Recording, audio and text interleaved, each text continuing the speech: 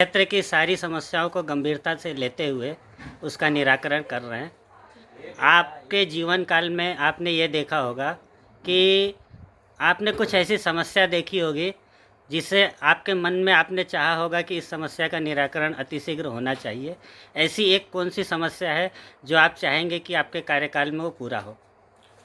देखिए, सर्वप्रथम तो जो बुनियादी समस्याएं थीं, आज़ादी के बाद में सबसे ज़्यादा शासन कांग्रेस ने किया है। लगभग 60 सालों में हमारे गांव में सड़कें होनी चाहिए थी, बिजली होनी चाहिए थी, पीने का पानी होना चाहिए था, शिक्षा की उचित व्यवस्था होनी चाहिए थी, स्वास्थ्य की सुविधाएं होनी चाहिए थी, किसानों को सिंचाई के लिए पर्याप्त व्यवस्था होनी चाहिए थी। किंतु आज़ादी के 60 वर्षों में ये सारी चीज़ें, बुनियादी जो सुविधाएं थी, वो उपलब्ध नहीं हो पाई।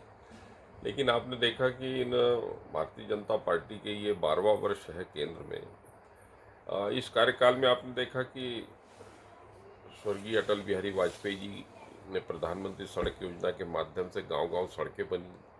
गांव-गांव में अटल ज्योति योजना के माध्यम से गांव-गांव बिजली पहुंची।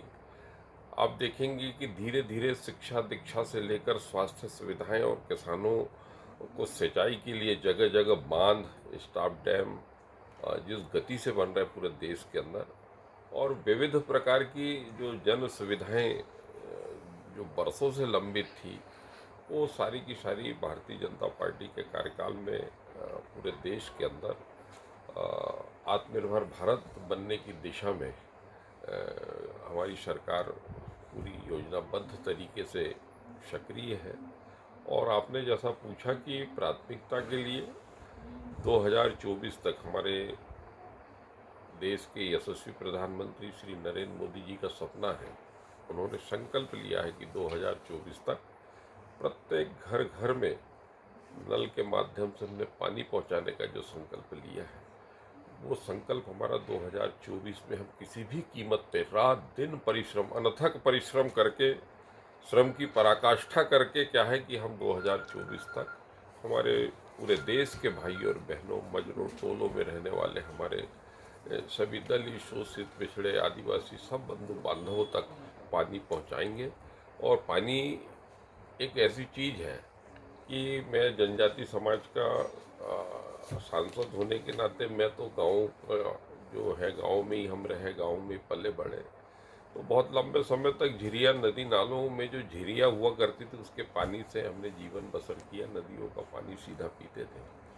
किंतु भारतीय मेरा सपना है, और यशस्वी प्रधानमंत्री जी के उस सपने को जो उन्होंने देखा है कि 2024 तक घर घर हमको पानी पहुंचाना है, और उसके माध्यम से हम इस संकल्प को पूरा करेंगे। दूसरा, हमारा शिक्षा सबसे बड़ा मुद्दा है। तो शिक्षा के क्षेत्र में हमारे जनजाति क्षेत्रों में जहाँ हाई स्कूल चाहिए, जहाँ हायर सेकेंडरी स्कूल चाहिए, जहाँ कॉलेज चाहिए, इस तरीके से हमने पूरी रचना पूरे हमारे लोकसभा क्षेत्र की बनाई है। और धीरे धीरे हमारे जनजाति समाज के भाई और बहनों, मेरे लोकसभा क्षेत्र के सभी भाई और बहनों को उत्कृष्ट शिक्षा की व्यवस्था हो सके, उसके लिए मैं लगातार पहल कर रहा हूँ।